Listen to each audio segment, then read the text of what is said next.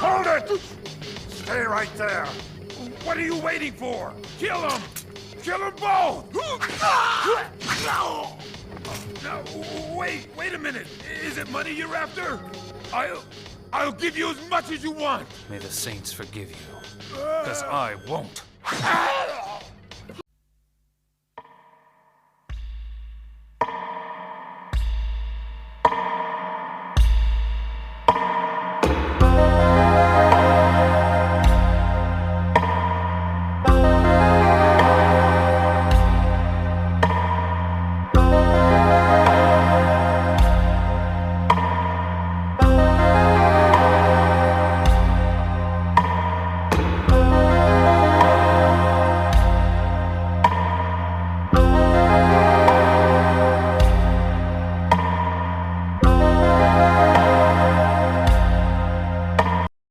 Okay, sup, Q.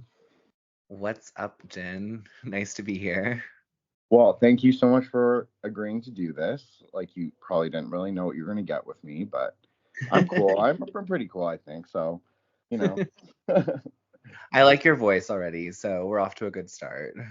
Okay, good. We were going to talk about the craft today, but I thought maybe I should let you plug all your stuff, and also you don't have to explain the reason, but just give a little bit of why you're not on your regular Twitter, just in case anyone's listening and goes to look for you. Yeah, sounds good. I am so I'm Q from Thoughts and Prayers podcast, which maybe some of Jen's listeners will be familiar with. You can find us on Substack and on anywhere that your podcast plays. I actually am on the old Twitter account. It's private, and I changed the to @Constantine1536, which really doesn't mean anything. I just wanted to keep something Catholic-y, so I chose the Emperor. But it is the old account. It's locked. I will let you follow me if I look at your page and you seem like a real person. I am not a bot.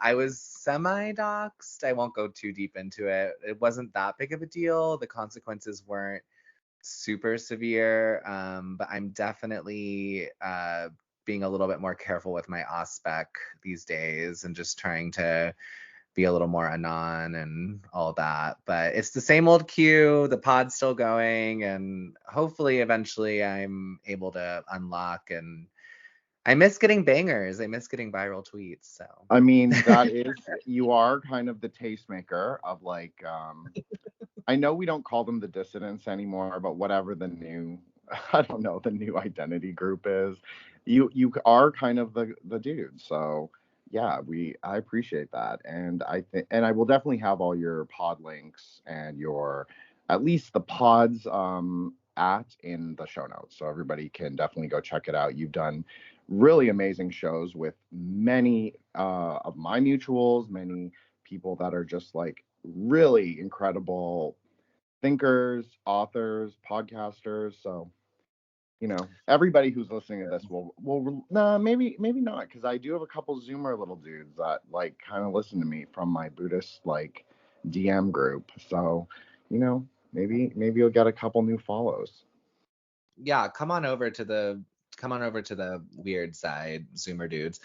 You could put the @Constantine thing too. I'm accepting all follow requests from anyone who doesn't seem like a bot or someone I personally know. So that's my only requirement. I will do that as well. I will. That's the only requirement. Don't be someone who knows me. Stay away, IRL people. Q. So let's just start by, I thought, well, I don't want to put you on the spot, so say as much or as little as you want to say. But why don't you just give a little background? Obviously, people who listen to Thoughts and Prayers will know or have heard you on your many guest appearances on other people's pods. But just in case that, well, maybe just give you an opportunity to retell your narrative in a way that's specific to right now. So what would you say is your like religious orientation, and how did you get there? Which I know is a pretty big question, but I know you can handle it too. Yeah, no, no problem. I was born, I mean, I'm like a cradle Catholic. I was baptized. I had my first communion. I had my first reconciliation. I was confirmed. And I would say I pretty much have been Catholic my entire life and still identify as Catholic. I will say that getting into kind of like the conspiracy theory side of things has made me read a lot more about Gladio. I don't know how deep your listeners or you know about this stuff, but I definitely have some issues with like the organized Catholic Church and think that there's a lot of obviously corruption and stuff.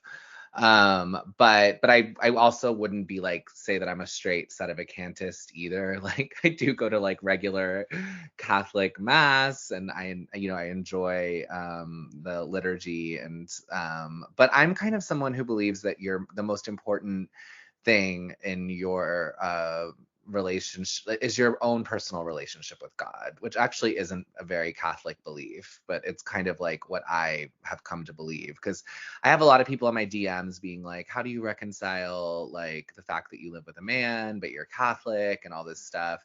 And I just say that like I just focus on my own prayer practice and my own like, staying connected to God and saying the daily prayer, which I think, is the one prayer that he gave us. And it's kind of meditative. So actually, it's not super far from Buddhism in some ways. And I'm also, my father is married to a Thai woman and she's Buddhist. So I've actually spent a lot of time in Thailand and experienced a lot of their particular brand of Buddhism. So I don't know. I guess those are the kind of the two. I guess maybe that's a little bit of a boring answer, but those are my No, those that's are the not a boring answer, yeah. especially for conspiracy people. It's not a boring answer at all.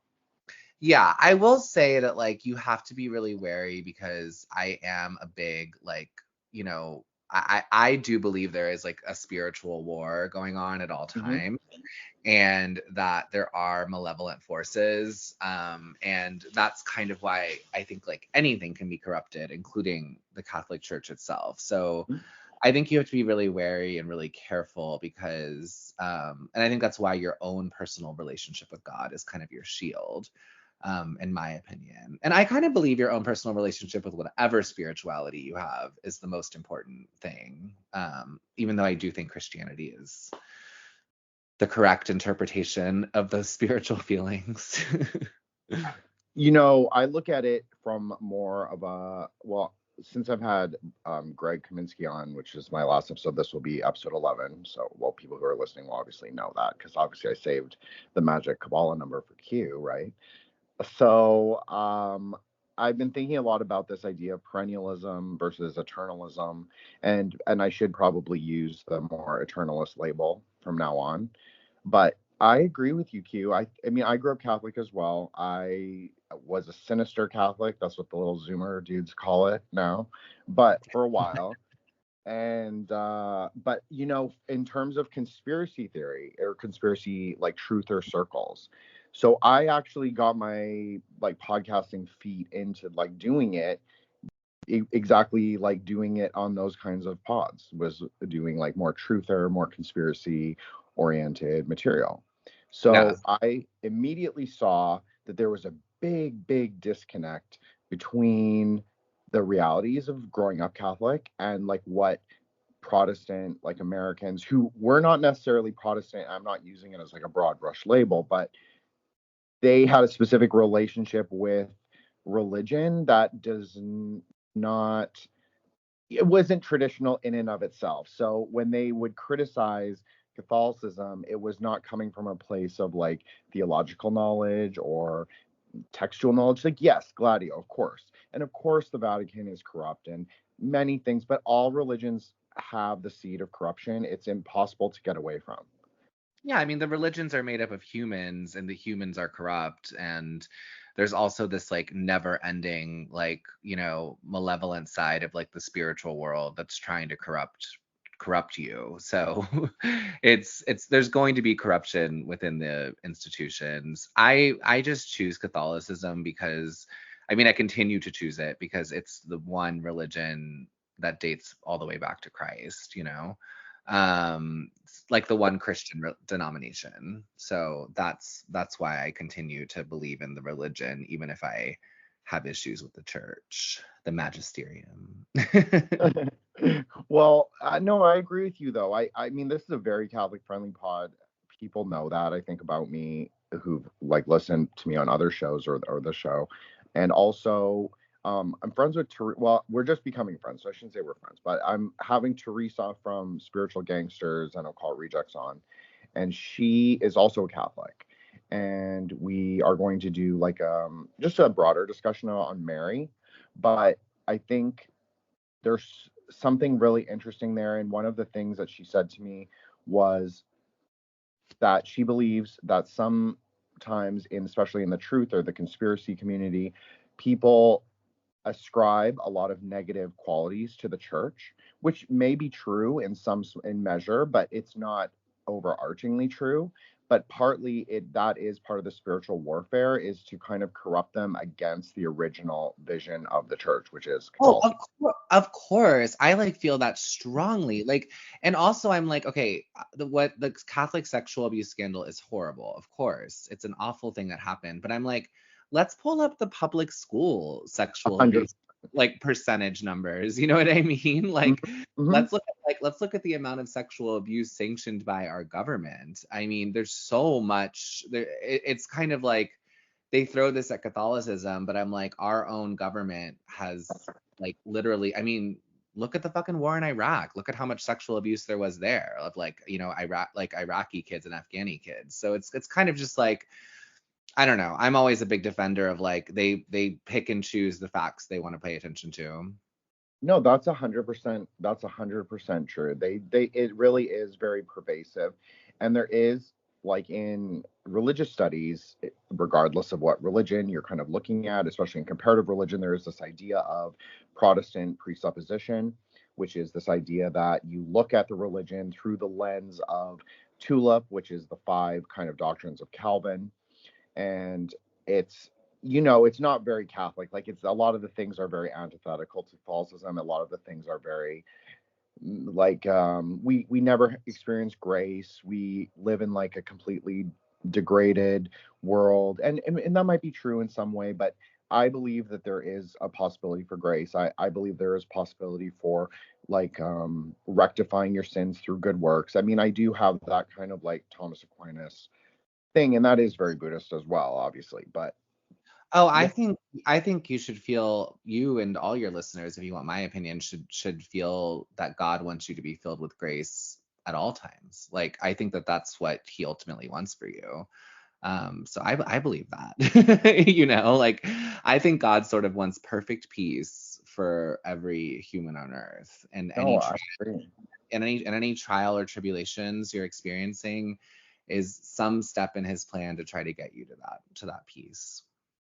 I completely agree, Q. I mean, I always try and relate this idea of like liberating light, or yeah, light. I think light is the metaphor I've been liking lately. So I'll go with that. So I think this idea of like liberating light, and where does it exist? Well, it's inside of you. It might be outside of you as well, of course, but there's also like an inner layer, and there's also a secret layer. So there's like multiple layers of reality that you're coexisting in at the same time, and you're trying to build light, or at least release it. So you're producing it. So when you go into the world, you're not as affected by the kind of spiritual contamination that exists, which is very pervasive and everywhere.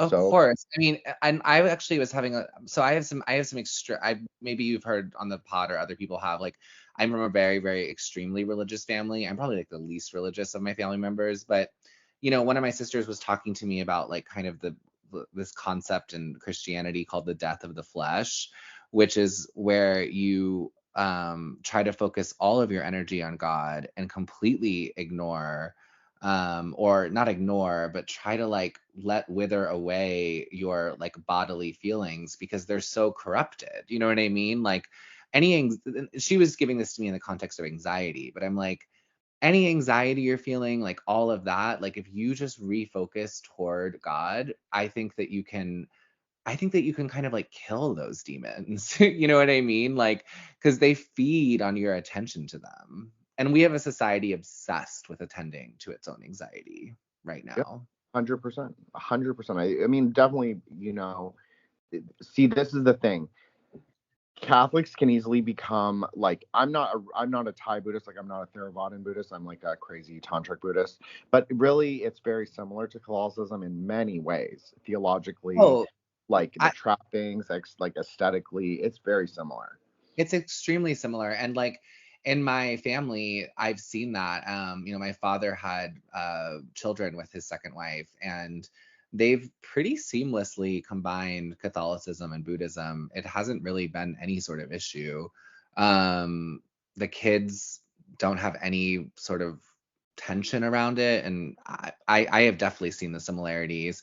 And I like that how they're both interested in there's kind of this like element of like an interest in like beauty, in the sense of like, I feel like Buddhist temples are very beautiful, Catholic churches are very beautiful. It's probably my one contention I have with Protestantism my biggest one is that I just don't like their stark, sad churches. I think God wants us to be surrounded by beauty.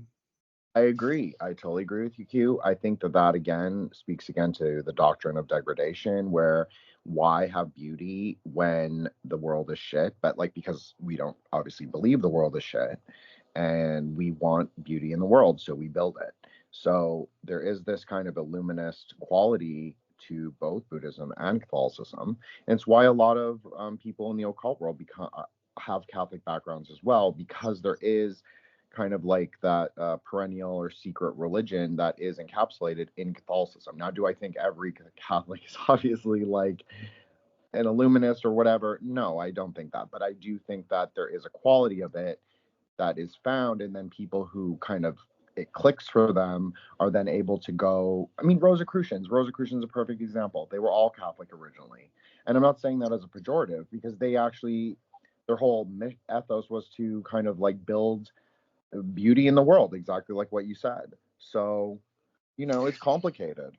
It is complicated, but I mean, honestly, like people like us are like sort of like I would say that, like when I go to church, often I just go to a church like in my neighborhood, and it's like a heavily Hispanic area. So there's like a lot of like just old, Hispanic ladies there. And I'm like, their simple faith is like probably much better than my like autistic and like obsessive like version of faith. So I also try not to condemn, like I don't want the conspiracy side of like Twitter to like broadly contaminate people's minds. I mean, if you're listening to this, you're already here, so sorry, but I'm just kind of like, more broadly, I respect people with simple faith. I think I mean, I totally do too. And I totally get what you're saying in terms of like looking at people who don't over intellectualize it, don't overcomplicate it. But of course, we do live in modernity, and we do, I mean, Yeah, everything around us is very you and I were born with the brains that we were born with. Like we're gonna be these type of people. So That's right. That's right. So, there's different, but God is for all of us. So that's pretty much what it is. We have to, in Buddhism, a lot of it is mind training and like putting away all your bullshit, all your identity issues, all the labels that you ascribe to yourself that you think you are, but it's not really who you are, stripping that away, and then seeing what is left, and then also like trying to purify that at the same time through ritual practices. It's, I mean, again, very Catholic in its many of its forms and thinking. So I mean, there's definitely something there, and my opinion is that there is a perennial religion or eternalist religion, that we are all looking at the very similar things, maybe not exactly the same, but something very similar. I did, and you won't know about this, but I did an 11-part series on this grouping of tantric goddesses from Nepal called the Mahavijaya Greater Wisdoms with the Kabbalah. So I did like a comparative wow. mythology. And it was incredibly similar. And I was reading this book called Orchard of Pomegranates, which is a 21 book series by a medieval Kabbalist from Italy or France, but it was Italy at that moment. So, anyways, I don't mean to talk about this, but it's so fascinating, the similarities, the color theory, the ideas of like what God is, where he is, how to get to him. Does he have a wife? Does he like, how does he appear in the world? Does he appear in the world? Like, and then not just the questions, but the answers were very similar. So I just think there is something very similar. Like that was really my clear pill, I guess you could call it, moment where I realized like, shit, this is all one thing. I I honestly don't like completely disagree with you. I mean, my sisters would like definitely think that this is like heresy, what I'm about to say, but like I am sympathetic to the idea that everyone is looking at the same thing and just interpreting it differently. I'll say that. I'll say I'm sympathetic to that idea.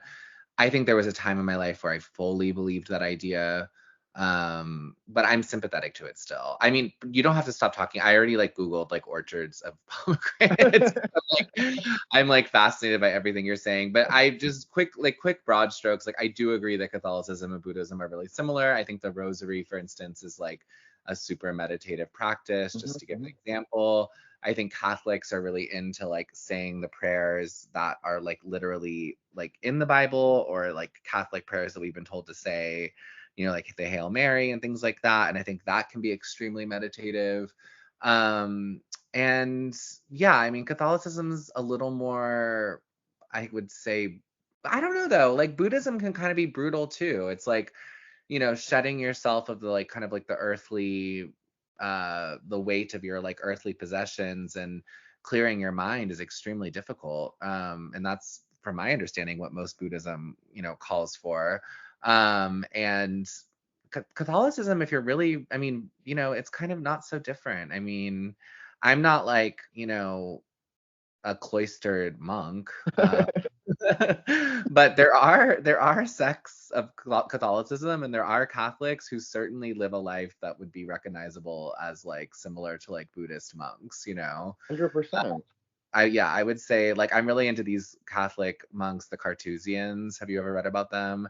I probably have. I went through like a really intense period in my early 20s. I'm in my 30s now, where I was really into stigmata. Well, actually, that was me as a kid. But then in my early 20s, I went through like a period where I was into certain saints, not all of them, but certain ones, especially the ones that were having like ecstatic experiences. Oh Like what, yeah. yeah, like very Joseph Campbell, like they're having ecstatic, kind of what I would have called shamanic experiences back in the day. So yeah, I was really into that. So I'm following you. Oh yeah, I mean, I'm into all that too. I mean, I love, but anyway, this one sect of monks, I love them, the Carthusian, I hope I'm saying it right. I've only ever read it. When you've only ever read a word and you're like not sure. Anyway, so, but they have a couple monasteries, but they have one in Vermont. I'd really love to visit. But basically they live like 20 through like 22 of their 24 hours a day in these like cloistered little cells, and they all have a garden, and they garden and they do all that stuff. And then like once a week they go for a walk all together, where they are encouraged to talk.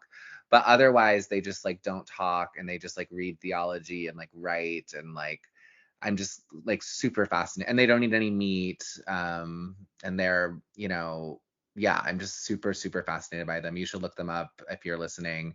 And I'm not going to dox my location. I think this is safe, but I'm not super far from where their monastery is. I could theoretically drive there, so that's a mission of mine at some point.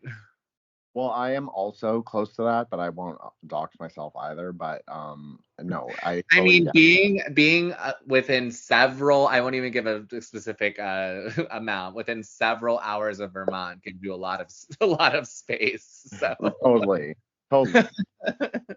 No, um, I love that idea. I mean, this is the thing. I'm a tantric Buddhist Q, so we are a little wilder. We kind of embrace the, I'm not going to say material things because that's not exactly true, but there's an idea of embracing both realities at the same time, very non-dual.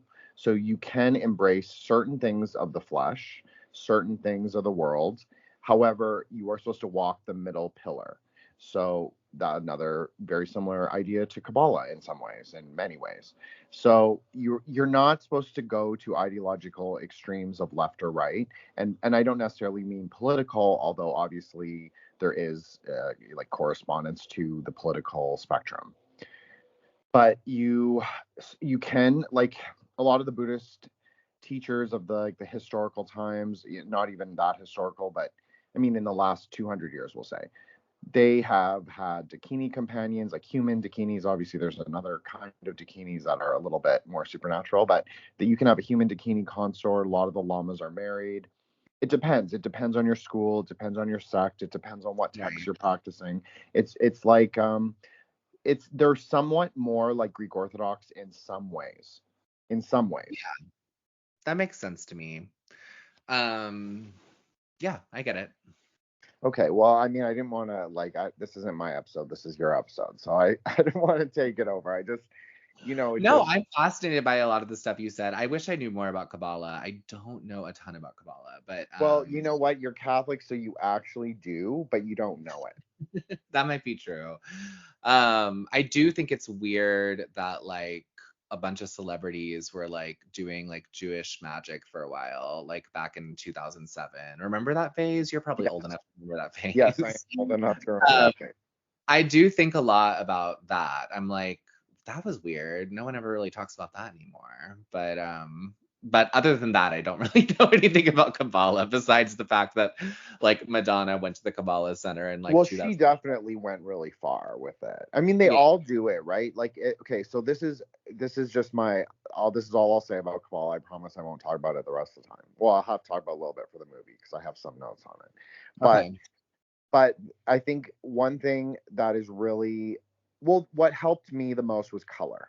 So when I talk about that on Twitter or when I discuss that like on recording or whatever it is or on someone else's show, the colors for me. So are you familiar with Russian nesting dolls, Q? Yes. Okay. So if you have a series of 7 nesting dolls, and you know how the smallest nesting doll is like it doesn't open anymore and it's usually harder and like heavier. Yeah, it's like solid. Yes. Okay, so if you took her out of the equation, but instead you took a piece of turquoise, like turquoise, the jewelry stone. Okay. So then you have these 7 densities, these 7 kinds of layers of a sphere, because that's how Kabbalah imagines it, like a sphere, like a Jawbreaker, like the movie Jawbreaker, when she's licking the thing and there's multiple layers inside. Okay, got it. That's Kabbalah. That's Kabbalah. That's all Kabbalah is. It's understanding the correspondences that go in every layer, the flavor, the feelings, the words, the sounds, the everything. It's just different correspondences go with different layers, and that's all it is. That's all Kabbalah is.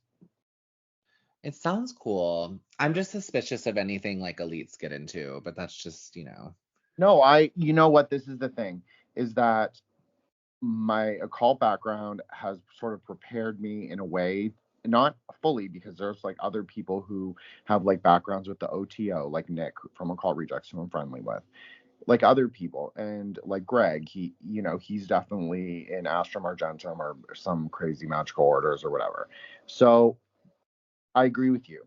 Anything that the elite want to do is probably not great, probably anti-cosmic, probably not human, like anti-human. However, there is this idea in Tantra or in Kabbalah that the householder, so the person who has a family, whatever that looks like. Obviously, we live in like a modern time, so that's obviously going to be reflected. Different people are going to have different kinds of families, but that it is what it is. But traditionally, it's the idea of someone has a family, they're over 40, they sort of are able to practice these more esoteric nighttime kind of rites, not necessarily transgressive, but sort of incorporate these things into their everyday lives. So they're not going off and living cloistered in a monastery.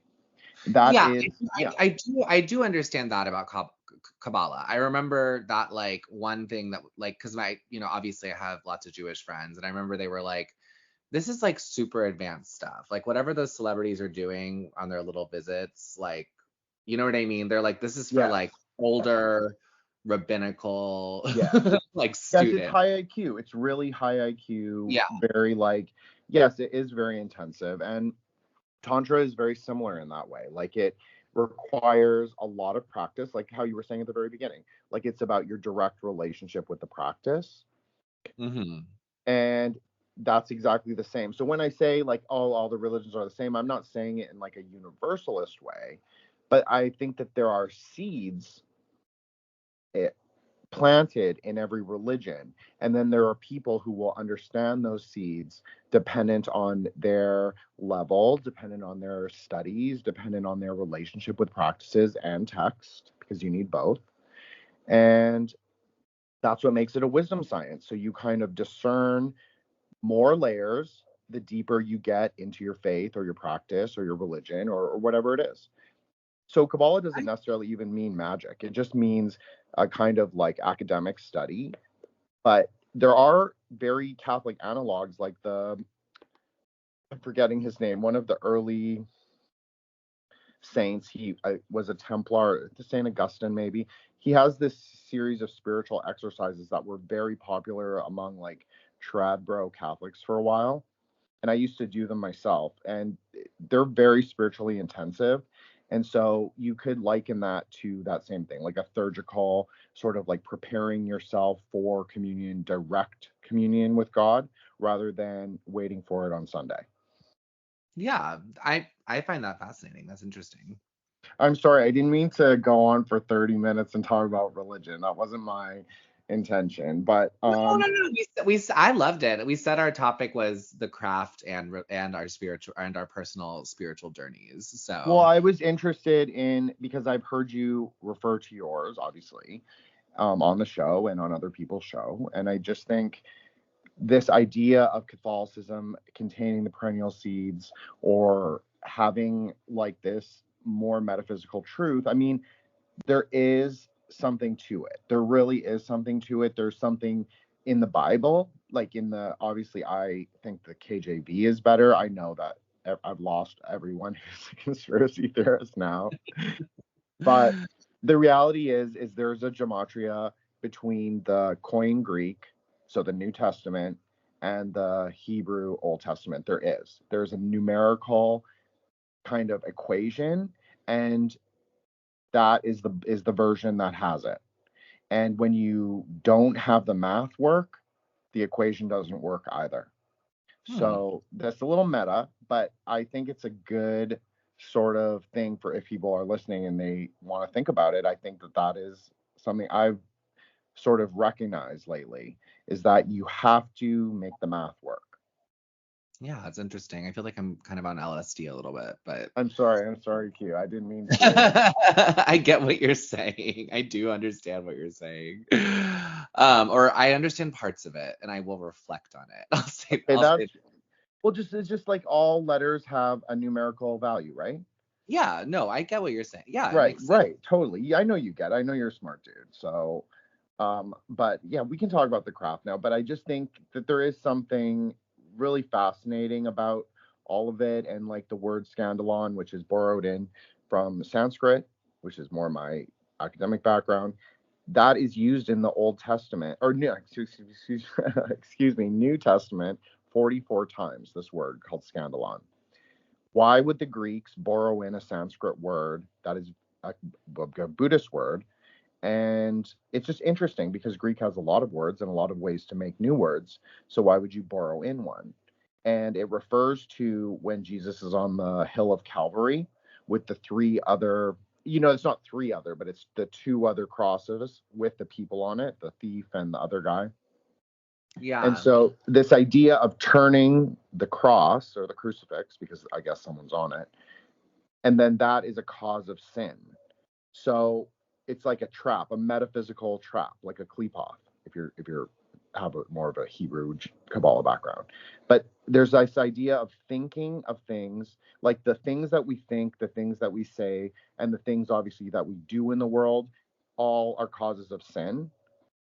So to be aware of it and to be aware of which direction we transform things or turn things in our mind. And now I know that's getting really meta, so I'll let that go now. But I just think there's something really interesting. There's like, feels like for me lately, the last like 2 years, there's just something so perennial, so it's saying something to me. I haven't quite figured out what it's saying. So, I'm but like, I'm Googling scandal on right now. Yeah, I mean, stumbling block. It's interesting. It was, I guess, it first appears in the Bible as um, a, a prohibition against putting a stumbling block before the blind in Leviticus.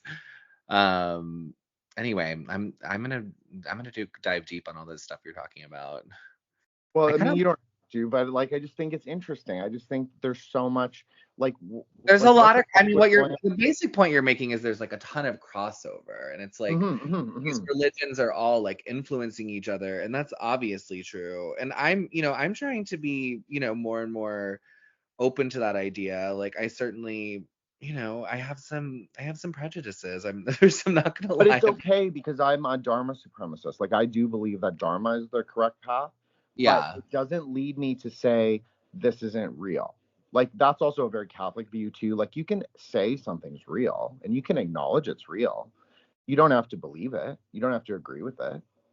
Yeah, I think that's true. And I think I'm getting better a little bit. I mean, I'm friends with Basil, who's Muslim, like Mhm, mhm, mhm. I'm working on trying to understand Well, more. Basil's kind of unique among Muslims, we'll just say. I don't talk about it that much with him because he knows that I think it's a touchy. We're just so different in our religious views, but yeah. Mhm, mhm, totally. I totally get it. That's, my dad's from Indonesia. So, but ethnic Chinese, not Indonesian. But so I totally get that because like I don't have the best feelings towards Islam in general. That doesn't mean I don't like people who are Muslim, but and then also being Buddhism does not really like Islam. There's always been like a 2,000-year tension there. So, it can be complicated, but I just try to be like, look at people for who they are as individuals and see like, do I think like you live a good way? Do I think that we get along or whatever it is? So I just try and look at it through that lens. It's an imperfect way, but you know, do the best you can. I agree. I think it's a better way of looking at things. I mean, there's plenty of people with like, I guess, quote unquote, the right beliefs who are total shitheads. That's the whole thing. That's the whole thing. There's a lot of like people who say they're Christian with like, and I'm not talking about Catholics. I'm talking about like just people who say they're Christian who have very shitty behaviors and very shitty like anti-cosmic kind of ideas of the world. So that doesn't mean that I hate Christians. It just means that I don't like those people and like think that their beliefs are backwards. Doesn't mean that, I try to look at it more like that, but it is hard sometimes. I mean, for sure. Yeah, definitely. And Should we? online is Oh, go fine. ahead. No, no, no. I'm sorry. That's all I was gonna say. I was gonna say, should we dive into the craft? Yes, Are you? let's do it. Let's dive into the craft. Okay, I'm gonna ask you a question, even though I'm on your pod. What Okay. is what was your journey with the craft? Like, when did you first become exposed to it? I think we're probably similar ages. We both said We we are. were. Well, you said your age, so unless Yeah. you're doing No, I'm magic not lying. age. Okay, okay, okay. So we're I'm the not same. lying. I think we're the same age. Okay, so when did you first watch it? I'm curious. So it was like I was like maybe 8 when it came out. I Yeah. won't say that. Maybe 7 or 8. So because I have a very late birthday in the year. Okay. So maybe 7 or 8, but then I probably watched it like right away, but obviously who's gonna get it at that? Like, no, I wouldn't get it at that age. Not really. Except for the cool, like being like cool and like, whatever about a subject that I thought was fascinating already. But I think the first time I really watched it, like was probably like, I don't know, ninth grade. I want to say Yeah, like I was about to, like, that was probably roughly like I feel like I got really into it in high school Mhm. around the time, and I feel like this. I don't think the kids are still doing this, but I feel like there was like a big like Wiccan like craze Mhm. around the time like we were in high school. So I had a lot of friends who were reading like random, like Wiccan books, and I just feel like the craft was sort of like swirled into that mix of like alt teen angstiness for me. And I feel like I got super into it when I was in high school. That was like the beginning of my you know, interest in it. And I'm sure the craft influenced a lot of our generation getting into Wicca because that's sort of what it's about. No, I think that's great that you brought it up. I think for sure, like you had all this like the Llewellyn publishing all these like books for teenagers or like young like little middle schoolers, I guess, as well, and like the Silver Raven Wolf, who she did like the Teen Witch book. You had these Green Witch books by Anna Moira, and they were all Llewellyn. So it's like a huge publisher based in Minneapolis, which I actually think is quite interesting in a way. Yeah, it was interesting that it hit at that time.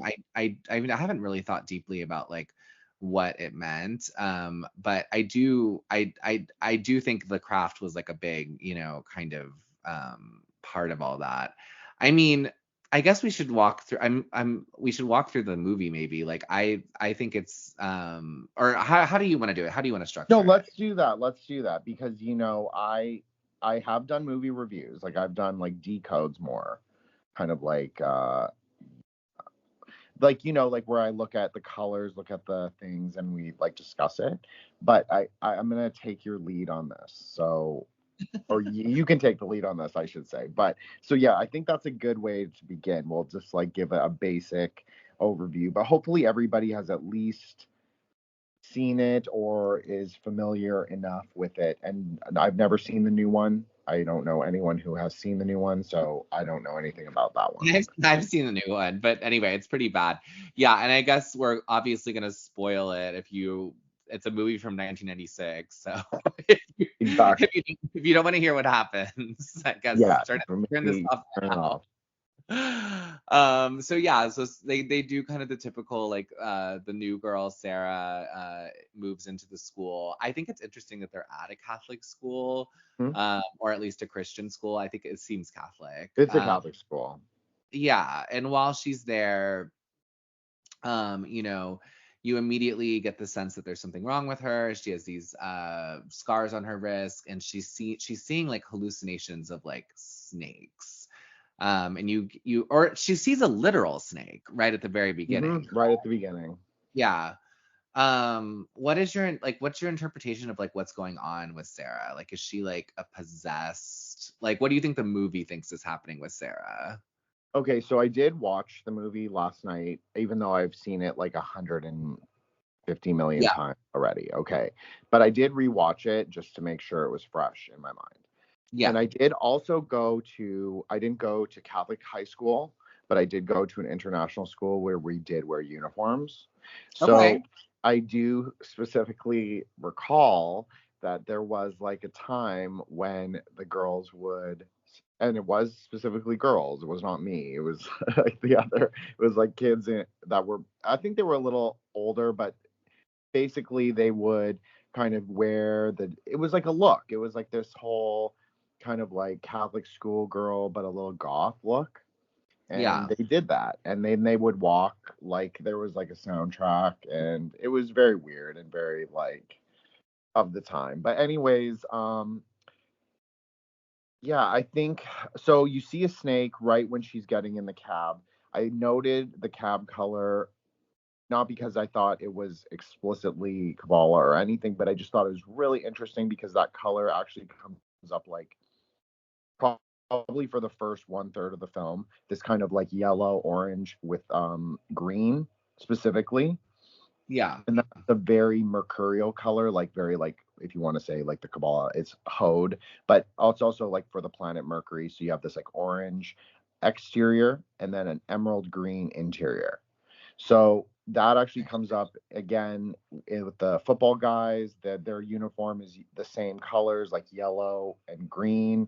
And it comes up another time, but anyways, I'm forgetting. But I think with Sarah, so my interpretation now is that she's more of like a pre or proto manic pixie, like BPD girl.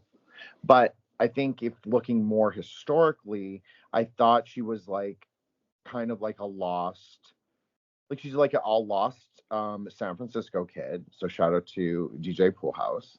But she was like, yeah, a wanderer, like kind of like looking for something, and obviously kind of troubled, but obviously smart because she could speak French relatively well, and she seemed to like be naive in some things, which is also characteristic of intelligence at sometimes in your life. And but she was kind of a loner at the same time. So, but she's pretty, so then you kind of wonder like why. I mean, that's my initial reaction. So I went on too long, but Q, what do you think? Yeah, I mean, I think the movie is definitely giving like she's mentally ill, BPD, like, smart girl vibes. I do think obviously like it's clear the movie, like magic is real in the movie, and she is, I think, clearly supposed to be like a natural born witch or whatever. But yeah, I think at the very beginning, the movie wants to sort of mess with you, and it's like, is she mentally ill, or is she, is she is she a witch or whatever?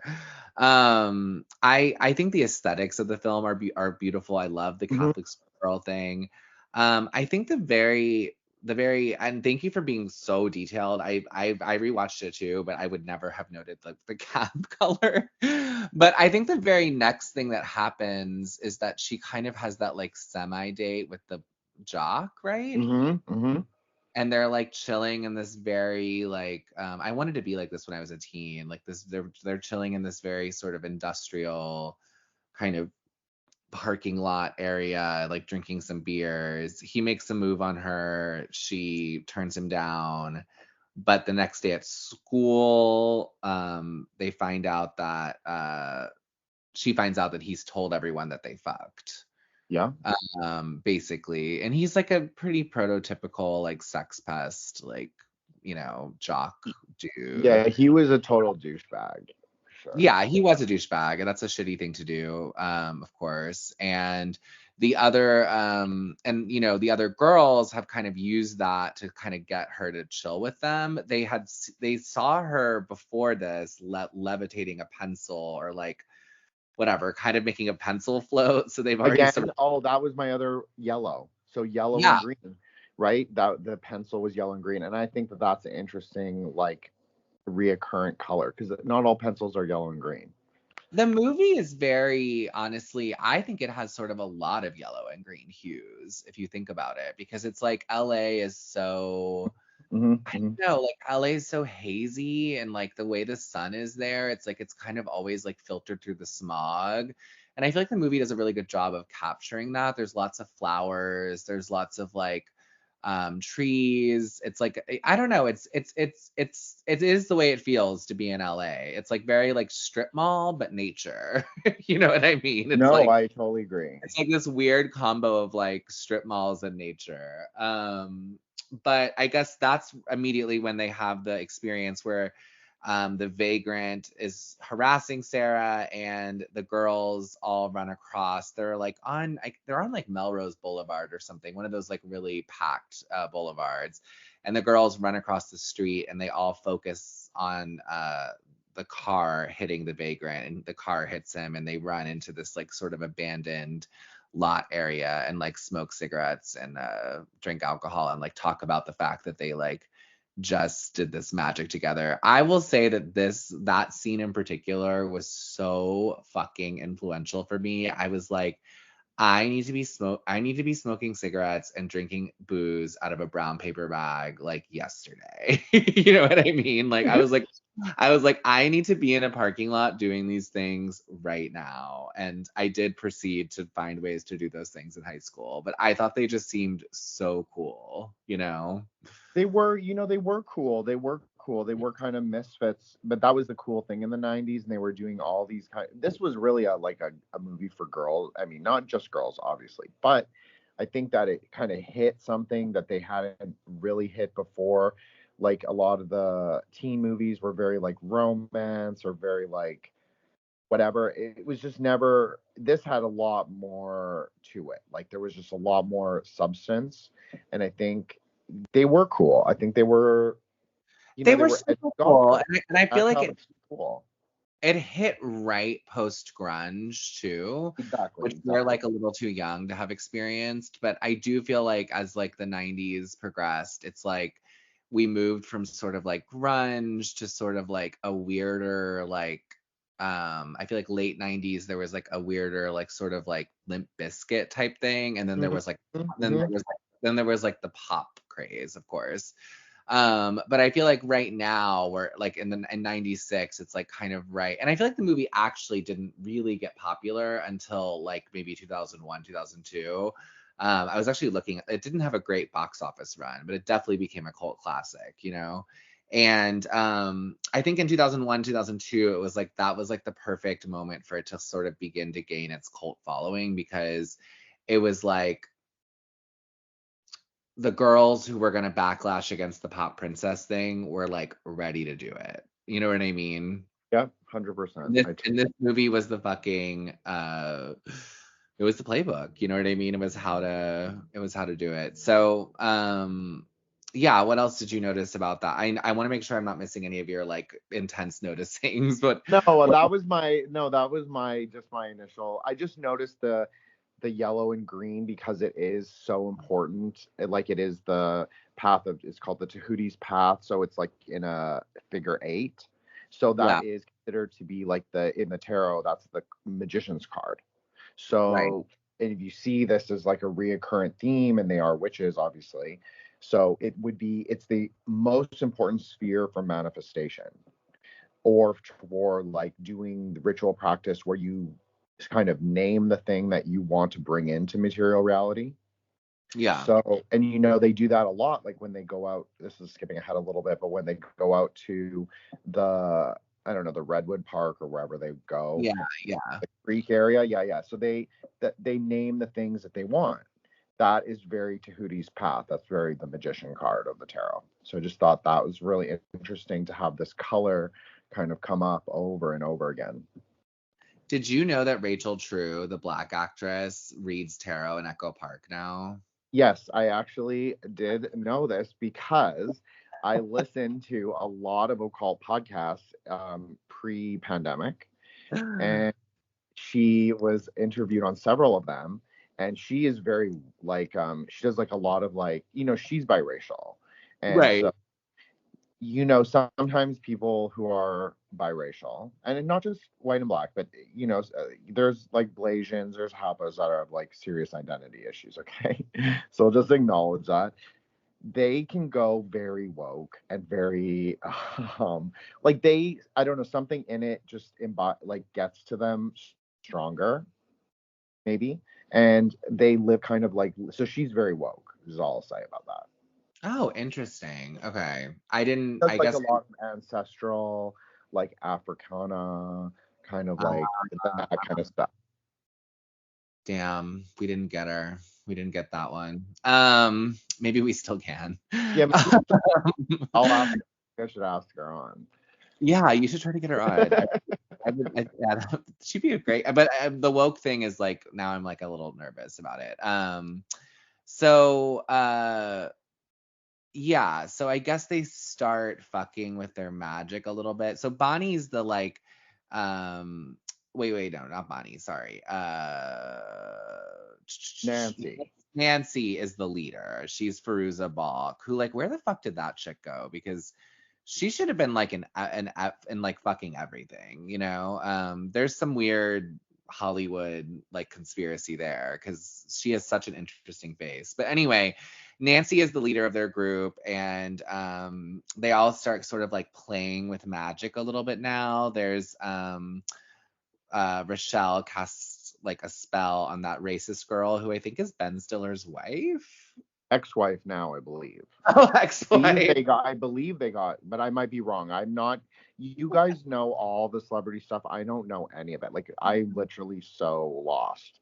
It just cracks me up because that role is she's so intensely racist in a way that like you would never fucking see in a movie now. Like she says the N-word like 4 times. I know. Like N-word hard R, like Ben Stiller's wife on screen. It's not really okay. So at the time, I was just like, oh, she's just a racist bitch. Like, who cares? But like now, after everything that we've all gone through and like the kind of like percolation of racial politics to this like extreme after 2020, it seems a lot more acute now, like to look at it. Although it doesn't obviously bother me, I actually think it's kind of funny, the lines that they gave her.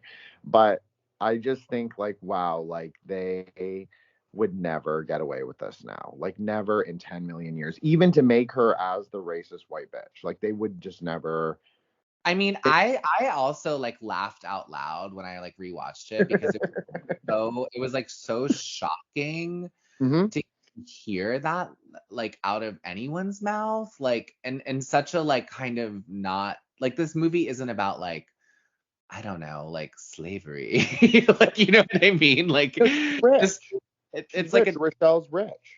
Yeah, and it's like a teen movie. I don't know. It was fun. I kind of didn't hate it. Like I was like, and that really, I mean, to be honest, like I mean, people did talk like that.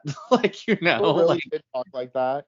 And you know, this is the thing, but that's the one thing I didn't like. I did like it. So I thought it was a good foil for Rochelle, because Rochelle's character was probably the least developed of all of them throughout the whole, like, first to last. But it was interesting because when Sarah went to her house, like, Rochelle obviously lived in like a massive pile. Like it was like a big, yeah, they're all super rich besides Nancy. Yeah, besides Nancy, everybody but Nancy. And even when Sarah drove up, I was like, oh damn, that house must be like 5 to 10 now minimum. Oh yeah, Sarah's house now is definitely a $5 million house. Yeah, definitely a 5 million. It's like beautiful. It's beautiful. It's incredible, and like a great setting for like magic, really, Spanish colonial, which is reoccurrent as well. I know it's a architectural style common in Los Angeles, but it does reoccur throughout the movie. Yeah. Sorry, I interrupted you. No, you didn't at all, and I like it. It's good banter. I'm like, you know, sometimes I don't always have a concise like way to say what I want to say, so it's good. I just think that the Spanish colonial thing, like when they go to the Botanica, that is also it's not wicked. Like the Botanica itself is not, or the spiritual supply store or New Age store, whatever you want to call it. Nothing about that store, everything about that store says like Mexican curandrismo, and it very little says Wicca. Like the mural, the candles, the kinds of candles, the colors, the Marys on the wall, Our Lady of Guadalupe. I mean, it's all very Mexican curandrismo. For someone, I mean, I've been in like hundreds of Botanica's queue, so I'm just saying from my experience, like that is the look. I mean, nobody has it that nice, just to be real, but I mean, that one is like a very nice one, but it's definitely not Wicca coded. They should have they didn't get a Latina for that witch, the witch in the shop. They should have done that. It would have been more realistic, you know. Well, she is Spanish, but she is not Mexican. Okay, interesting. Yeah, I mean, I used to work right near a curandera. That's what they call them, right? Mm-hmm. The witches. Yeah, I used to work right near one where you could go and pay, and I never went in, but they're all over where I live. So anyway, they start fucking with They start fucking with different things. Sarah casts a love spell on the jock, which I Mhm. thought was a little bit of a weird choice, but Nancy kind of pressures her into that. And then Rochelle casts the racial spell, and then obviously Bonnie is trying to become beautiful. They're trying to heal her. She has all these burn Mhm. Mhm. scars all over her body. She's played by Nev Campbell. They do a kind of good job of making Nev Campbell like not pretty, even though she was obviously gorgeous. And then obviously, Nancy's big wish is to like not be White trash, as Rochelle yeah, says. is to not be white trash, which Rochelle was like, they give her one good line there where she's like, I don't know, I think she like didn't want to be white trash, but like you're white, get over it. I That thought was, that was a great line as well. yeah, that was one of the few good lines they gave her. So everything kind of like starts to happen, like the racist bitch starts to lose her hair. Chris starts to become obsessed with Sarah. And then I think before Nancy gets all the money, the experimental treatment on Nev's back like works, right? Like she gets rid of her scars basically. Yes, and I will say that I'm telling on myself, but like I used to own the DVD version, so I have seen this, like, when they include the deleted scenes. Yeah, So yeah. there was a deleted scene where Sarah visits Bonnie in the hospital, and she does this weird, it's not weird, but she does this kind of like ritual, very Curandrismo coded again, with rosemary and the white sage stick and a glass of water, where she kind of like takes the illness and puts it in the glass of water, and it like explodes in the hospital room. So they cut that. So you don't directly know, other than Bonnie saying, "Oh, it was you, it was you." But if you watch that scene, then it's totally clear. Okay, this is why. Yeah, because they're still leaving things. Well, no, at this point, like magic is really happening, but that one in particular, they left kind of vague. God, Mhm. I want that water trick for like my mental illness. That'd be great if someone could. Oh, man, like, Well, you can intrude. do an egg cleanse, Q. You can do an Yeah, egg I cleanse. could. Nothing I just wrong want with that. I just want someone to put all my intrusive thoughts in a glass. Anyway, so yeah, so Nancy so then the thing that happens is Nancy finally gets her wish. She goes home, she lives in a trailer park, and basically her abusive, I think it's her stepdad, It not must her be dad. her stepdad. It must be. Yeah, her abusive stepdad gets like basically like has a heart attack because he's like trying to hit her mom, and yeah, he dies, and they get this insurance money. I think they get like $200,000, right? It's pretty close to that. I want to look up what that's worth today because the way they start spending, it's like, okay, so it's like $400,000 today. Is that how So much it is? 175. okay, so a little less. It's like $350,000 today. Okay, well that's, for cash, and then because it's insurance, you don't have to pay income on that. I know, So, but those bitches start spending pretty like. well, the mom's gonna blow through it. Give me a I break. know it was funny because they immediately move into this like gorgeous high-rise LA, and like the mom is buying all these like fancy things, and I'm like, they do not have a good investment manager. Like No.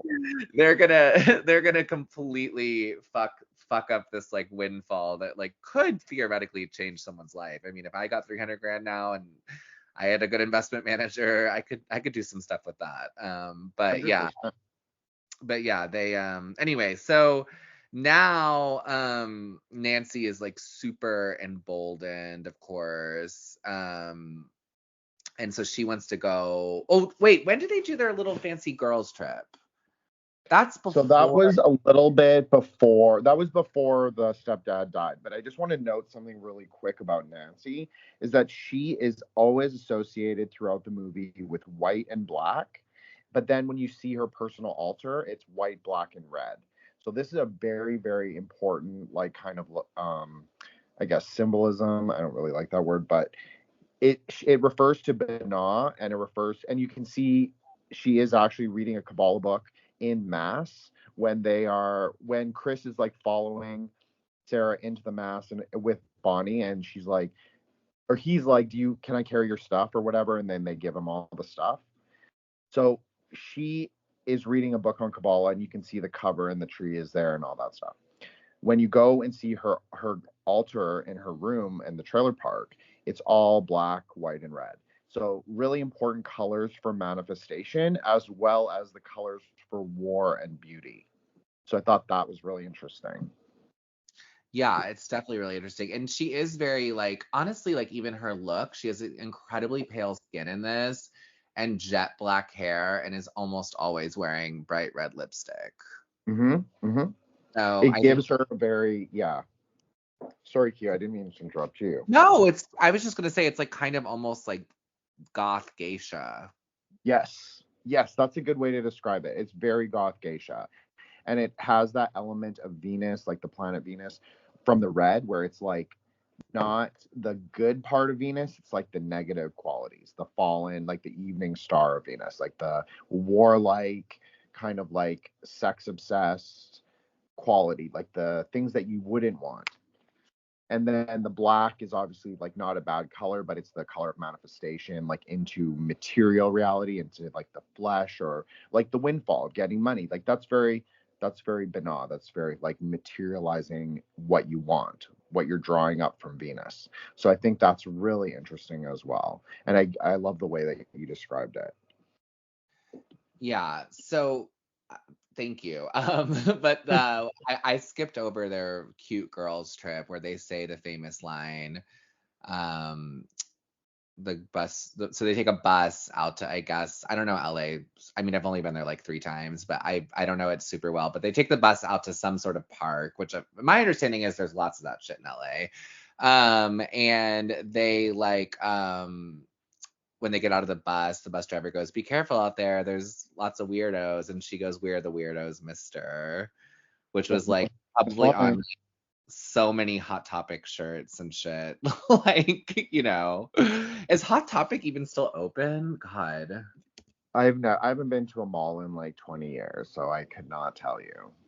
I have no idea. Are there? I got there are still Hot Topics. Hilarious. I'm gonna try to. I kind of like really want to go to one now. Anyway, yeah. So they have their trip and they have their kind of beautiful ceremony where they put the blade to each other's neck and they say, "I would rather die on this blade than enter the circle without," what is it? Perfect trust and perfect love and perfect trust.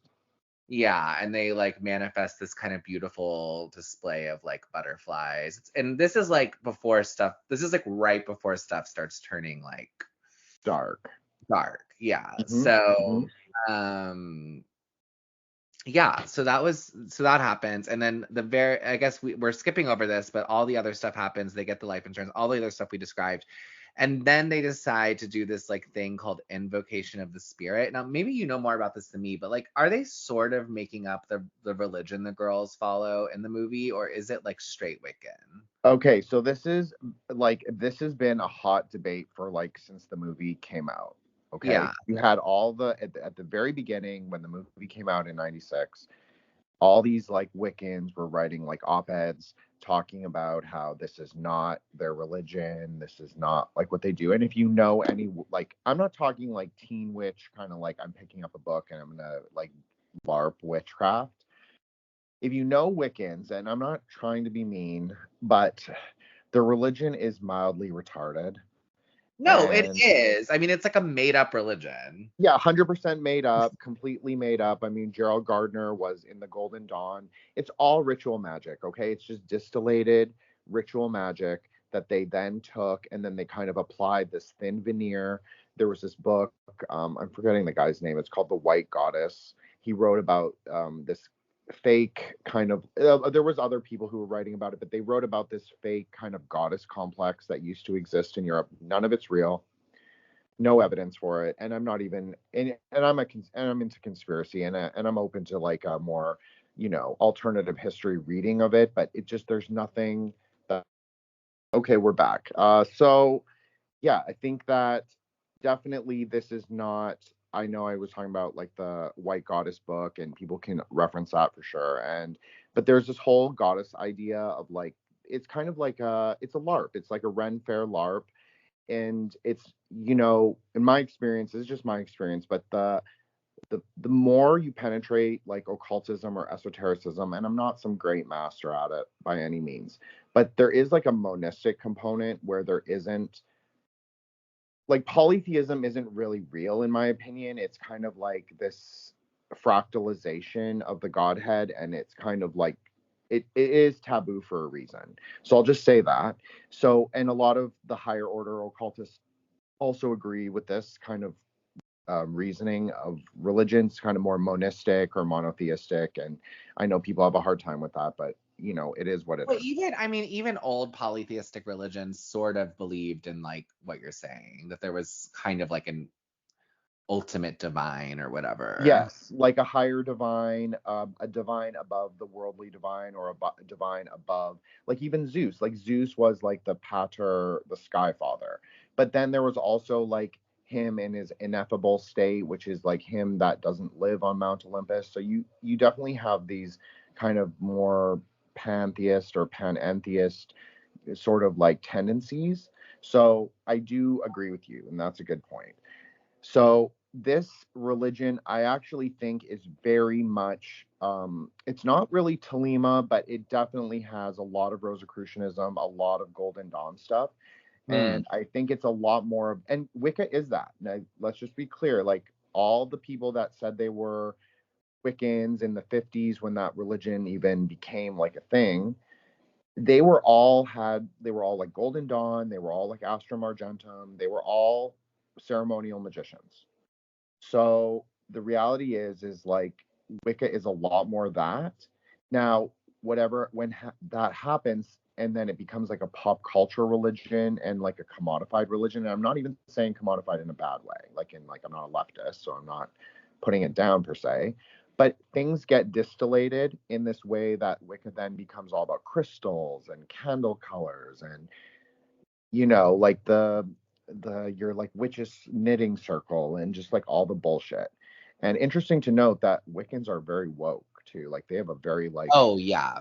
Yeah. right? So they are not really people who are like working on themselves, like an inner theurgy, like people who are have more of like a strength and a spiritual strength. And I'm not saying this is like in a self-aggrandizing way, but people who have like a inner strength, they're going to be able to sort of formulate their own opinions on things, and they're not going to go so much with the group opinion in general. I've had some massive fights, and I don't want to name names, but like just with people who are like pagan on uh like Twitter, like, and I'm like, I'm like, whatever, your journey is your journey, you know. 100%. I like never critique, but they just like they're kind of obsessed with like really attacking like Judeo-Christianity, Yes, yes. and I'm like, it's a little bit like, yeah, it gets a little obsessive. But anyway, let's focus on the movie. So, okay, so I actually just looked this up. Andrew Fleming, the guy who wrote the movie, is gay. I don't know if you knew that, but I did not know that. I find that to be funny, and it kind of makes sense. It does kind of make sense, actually. Yeah, and so they decide. So I guess, and he also seemed. Oh, he didn't write it. Oh, he did write it. So he also wrote it. So I guess he sort of like kind of drew from all these influences you just kind of went in. But basically, they decided to do this thing they call invocation of the spirit, and they refer to the god as Menon. Mm-hmm. Um, and they go to this beach and they do this really intense ritual that involves like killing these like little animals in jars, and there's lightning and all this stuff. And I guess, at the end of it, they wake up on the beach and all these like sharks have like beached themselves, and like Nancy is like full blown like obsessed. She's in like a manic episode. He's in like a manic episode. Firuza Balk is like perfect for this shit. Yeah, His 100%. face looks insane. Like he is just her giant crazy mouth. Like anyway, I think she's so gorgeous too. I think all these girls are gorgeous. But yeah, it's like, so she's like power hungry now. And I guess, which I thought was a little bit funny, for the first time in the movie, they bring up that whatever you put out in the world comes back to you times 3. And I was like, bitch, you should have mentioned that like Yeah, a 100%. little bit before. Like all this shit that you you know, yeah, like yeah, anyway. So shit starts to go off the rails really, really fast. Well, I'll offer this about. Oh, I have 2 points, so I'll be quick with them. Q, I won't go on a tangent. No, it's okay. But I wanted to mention that the song that was playing when they went to the forest to do their ritual the first time was the witch's song, and it's in the movie. It's sung by Juliana Hatfield. Obviously, people who are younger than us are not going to even know who that is, but it's interesting. But originally sung by Marianne Faithfull, who was a witch, as also Mick Jagger's girlfriend. And her dad was the head psychiatrist at Tavistock. So, Whoa. Whoa. The 60s and 70s were so weird, man. That is crazy. So wait, and her dad sexually abused her and like made her watch animal sacrifice and all this shit. Like, it's honestly crazy. What's her name? Something Marianne Faithfull. Marianne Faithfull. Damn. And she was like into BDSM and just a really weird person. Just like well, obviously, if you had that kind of childhood trauma, you're going to be, you know, kind of fucked up. God, her dad was a British intelligence officer. God, these people are fucking. You know, there's just some people who are fucking like in it. They're just like deep. No, she was like born in it, and so we're all like the whole 60s and 70s. That's why I always think like it's so tainted.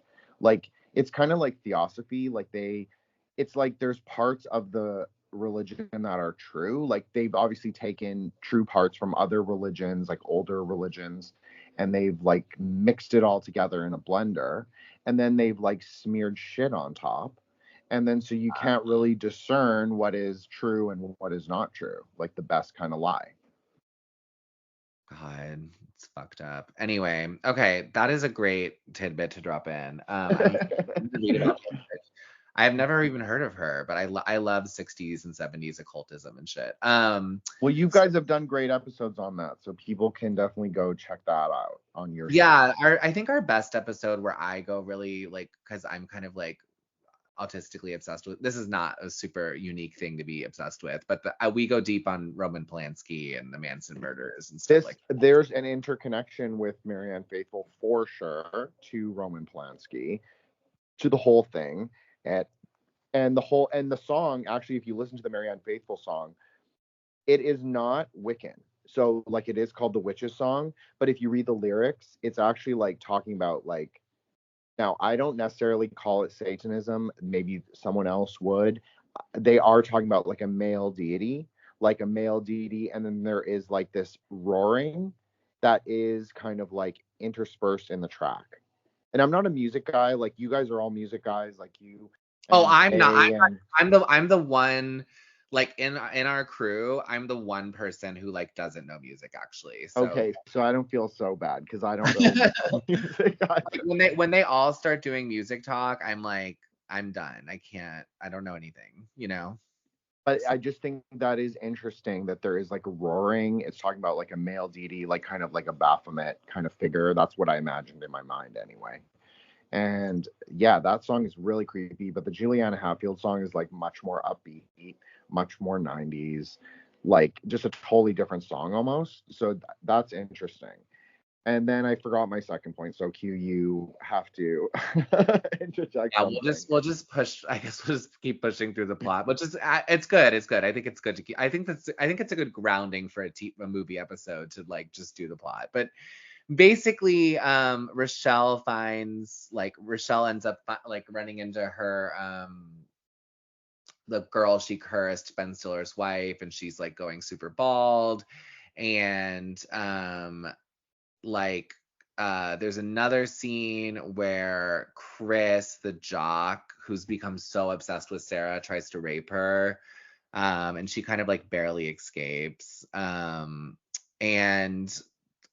Sarah goes and tells all the girls like that this happened, which I think is realistic, but Nancy decides to make herself look like Sarah Mm-hmm.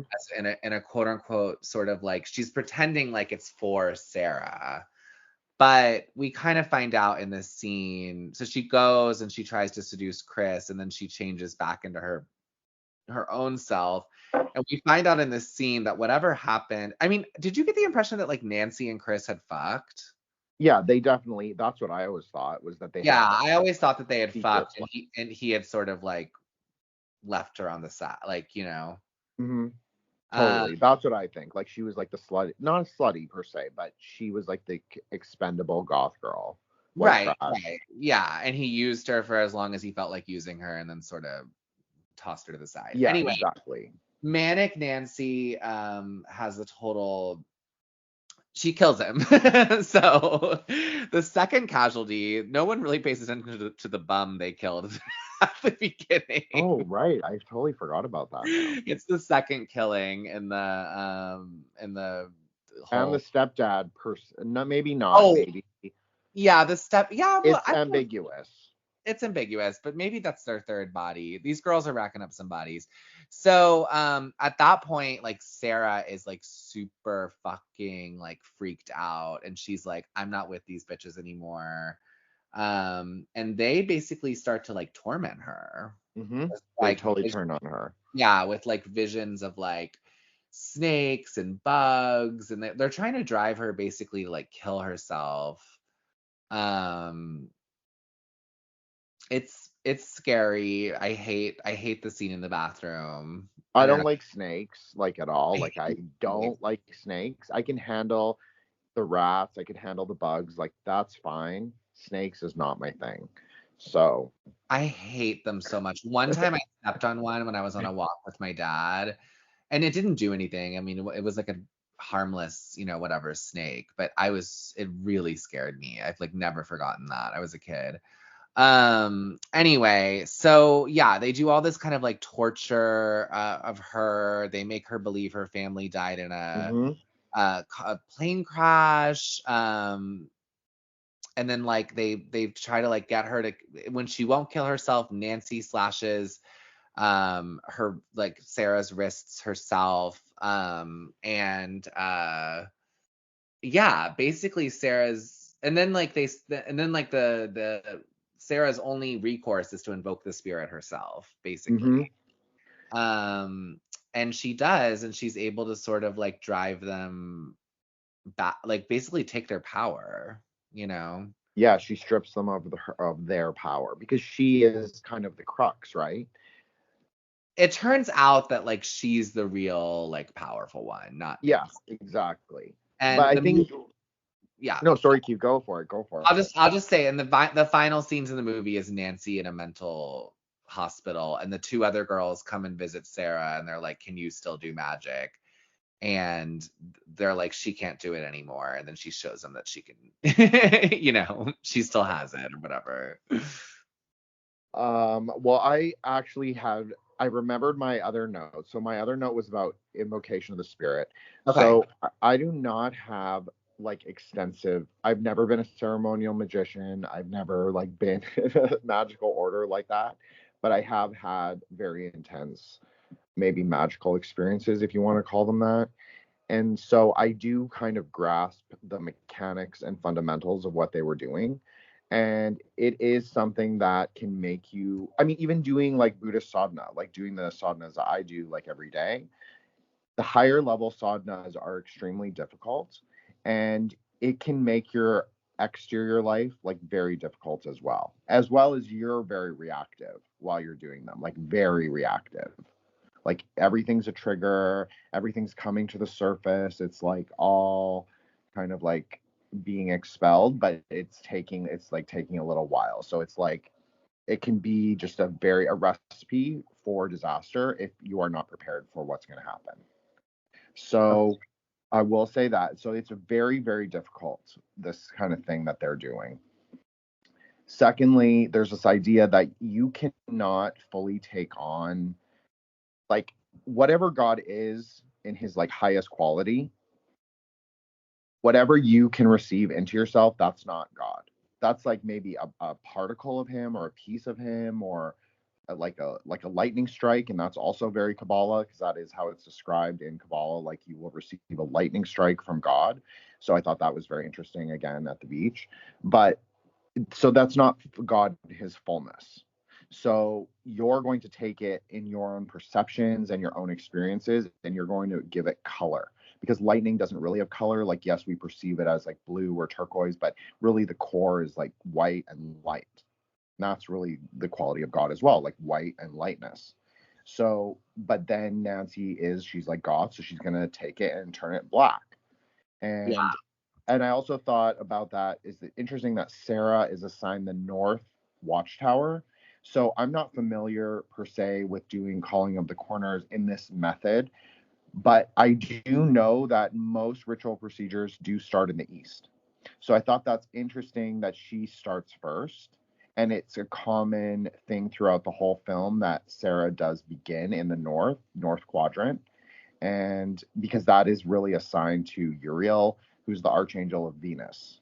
So I just think that's really interesting. It's kind of like, I don't know if they were like really trying to do something or show something on camera that nobody's going to catch, but like someone who kind of like knows.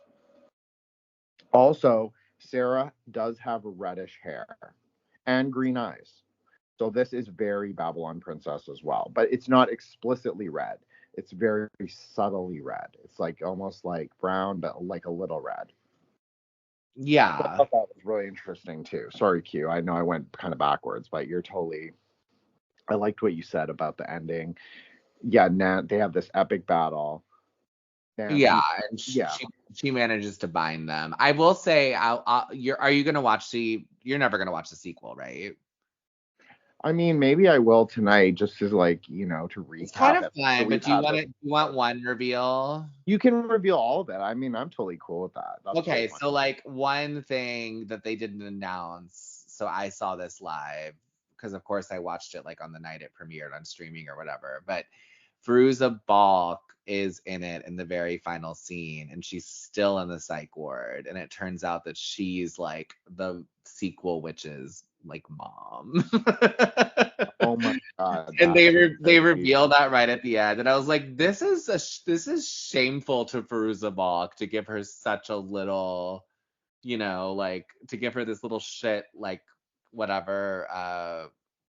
Yeah. Anyway, it's just funny that they do it, but the sequel is terrible. Like, Okay. the sequel is truly like a bad film, and like I don't recommend it. And like I'm really actually becoming one of those people. Okay, sometimes I don't know how you feel about this. Sometimes I find recycled IP kind of cozy. Like I'm like, oh, I can like slip right back into this or whatever, like I don't know. I'm trying to think of an example. Like, okay, Game of Thrones, whatever. I watched all of it. The new Game of Thrones series, I was like, this is working for me. I get it. You know what I mean? I can slip kind of cozily into this sweater, but they did not manage that with The Craft. It did not feel like that. I mean, I agree with your take on this. It's super woke. It's super woke. Okay, I assumed it would be. Yeah. It's like ridiculous woke. I mean, this is the thing, is that I don't really watch that much like Western sort of, like I do like, but it's like period like 90 or earlier than 2012. So everything that my cultural like touchstones are much earlier. It's like I'm stuck a decade in the past at least. But in terms of like what I watch that's contemporary is like anime or like Asian films or whatever, or series sometimes. And so they do recycle a lot of IP and have done since the 70s. So this idea of like rebooting things is not totally like, I'm not totally against it if you're going to do a better job, because sometimes like there's problems with like sometimes, okay, so I'll use the example I'm thinking of. So it's Full Metal Alchemist. They made a series in the early 2000s. It was like fine, wasn't like anything horrible or anything, but it didn't really go along with the manga. Then they remade the series and they followed the manga like really closely, like basically just 1-to-1, and it was a much better series, like 100 times better. So if you're going to do that, then that, I feel like that's okay. But if you're going to like take it and like basically like shit on the material, then probably not. Yeah, and like completely go against like the original like spiritual goal of the original, which was like to show like that kind of like a very typical like to show the chaos of girlhood and to also show that like women can be duplicitous too, which is like an actual like interesting That's thing. actually an interesting take, I think, for the whole movie. Like, take out the magical realism. Like, are they just being really like? Are they just being like Mean Girls? Is this just like proto Mean Girls for the I mean, I 90s? definitely think like Nancy is like that's for sure. And I definitely think that like, you know, it kind of I mean, I think that we learn this lesson again and again, right? And this is actually like respectful of women, not sexist. But like when women get power, they're like no better than men at all. You know what I mean? And like power corrupts absolutely. And that's kind of why I love that like this Dune remake that everyone's seeing, like they're learning about the Bene Gesserit because I'm like, that's how women are. Like, you know what I mean? Like women 100%. women are playing the long game. And I'm not saying that men aren't responsible for a lot of brutality in the world, but women are just as duplicitous and can and they have their own way of doing it, but they can definitely be evil. You know, like they're No, 100%. capable of it. Well, let me shout out that you did do like a banger tweet or whatever about the Bene Gesserits, and very few people do know because I actually read the Frank Herbert books like when I was like in high school, I believe, and I saw the sci-fi when that channel was still called sci-fi. I don't know what it's called now, but there was this series with Susan Sarandon, and she played the mom, and it was quite good actually, quite well done. Yeah. And yeah, they're crazy witches. I mean, that's what they are. And they have like a eugenics breeding program. And yeah, they're pretty crazy. Well, and I kind of like it because I'm like, this is what men don't realize, I think. And gay men are a little bit of both. I think they're sort of like spiritually kind of like halfway between men and women a little bit. I'm not doing a non-binary thing. I'm just sort of I'm just sort of saying what a gay man is, right? It's like a male who has like some feminine qualities. Like that's kind of what it is. Anyway, whatever. For the most part. Um Another episode we can do that I'm getting into writing a typology of gays because I think there is like a typology, like kind of similar with like the trans stuff. There's like different types. But anyway, whatever. Back to what I was saying. Women, it's like men are thinking about such different things than women. And it's like the Bene Gesserit metaphor cracks me up because it's like women are in like thinking in like 10, 20-year spans. And like straight dudes are thinking in like 10-minute spans. You know? So it's just like, I think that that's such a funny comparison. You know what I mean? But it's like a woman is like scheming like far ahead, you know? And a straight dude's just sort of like reactive. Anyway, whatever. Maybe I'm gonna write a Bene Gesserit dating book, but that's not what we're talking about right now. No, but I think it's a great point, and I think it has a lot to do with the film actually. Like I think the movie is kind of about like when before Sarah comes in, they're incomplete. They're three, which I actually thought was really interesting since they did go to a Catholic school and the Trinity is so important in Catholicism as well as most other religions. So the idea of this Trinity is pretty perennial, pretty universal. Then they kind of like add in this idea of the fourth element. So adding like a fourth component. Thought that was quite interesting. It's a little inversionary, but not quite. Maybe transgressive is a better word. And so I do think that they're thinking of exactly like what you're saying. Like they're looking to get from point A, which is like they're not able to even call the corners, to having powers. And then what do you do with the powers once you get them? I think that is like the long game question for the film. And then like we see Sarah at the end with her like express spags or whatever, like the very 90s. And she like calls down lightning. So she's like the head witch in charge now. Yeah. So her long game is like a lot, obviously was the one to succeed. But she still had to kind of bind everybody and like overcome them to be able to get there. So it is kind of like she's a final girl, but a final girl among girls. No, yeah, she's a final girl among girls, which is maybe the title of your episode, by the way. I was just thinking that. But yeah, I mean, she totally is. She's a great final girl. And yeah, I mean, another thing that the next movie kind of gets wrong is like they kind of have this whole like there's male witches and female witches, and there's like this weird like competitive nature between them, which is like completely stupid because I think the whole metaphor in the craft is that, you know, like it's just showing like what like kind of like how it's like kind of about women, I would say. Mhm. You know what I mean? And it's like to try to like make a commentary on men too. It's like it's kind of stupid because it's like sort of about like what there's actually this like I didn't really like it. I didn't watch much of it, but there's this new Amazon show called The Power, which is like about like what girls would do if they like suddenly had the power to like physically overpower men or whatever. And the whole thing is like they're just as bad, right? Like they beat men, they sexually assault men, they like whatever. They do all the stuff that like men do to women, right? Mhm. And that's like, sort of the message of the movie. And it's kind of like heavy-handed, right? But like in The Craft, I think it's kind of subtle. I think it's actually like a pretty good film. Like I think it's kind of showing like if women had, you know, these types of powers, this is like really how they would act. And I do think it's like pretty much how teenage girls would act, you know? I totally agree with you. Subtle is the right way to describe it. I actually think this is a good film. I'd give it like a 7.5 as like a 5.4. I think very watchable at the very least. Like get a little stoned, watch it if you do that. If you don't, that's fine. But yeah, I think that was a great way to describe it. I think that subtlety, and I do think that women are more subtle in general. Like, yes, like I'm sure, yes, women are as bad for sure, 100%. I'm totally with you on that.